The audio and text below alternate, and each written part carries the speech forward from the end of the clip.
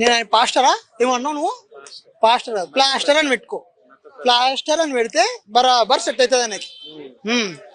Okay, అయితే recent గా ఇప్పుడు ఆయన చనిపోయారు కదా, అయితే కొంతమంది చంపేశారు బ్రో లేదా యాక్సిడెంట్ అయింది అంటారు, ఏం చెప్తాను? నేను 100% చెప్తున్నా, యాక్సిడెంట్ అయితే కాలేదు. మా హిందువులే ర్యాంప్ అడిచేసారు. ఎందుకని అట్లా చెప్తున్నావు? మరి ఎన్నన్నా అట్లా చంపడం తప్పు కదా. తప్పే లేదు బ్రో. నువ్వు ఒకవేళ నువ్వు అన్నా కూడా మా టార్గెట్ లో పడిపోతావు నువ్వు. అట్లా ఉంటది మా. ఎందుకని అట్లా? That is Hindu power. చంపుకోవడం పవర్ అంట. మా జోలికి రావద్దు, వచ్చిరనుకో మేము చూడుకో. అట్లుంటది.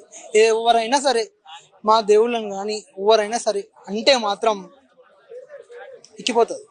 ఓకే, నిజంగా కావాలని చంపారంట. తప్పేలే. ఎందుకు? I will support for that.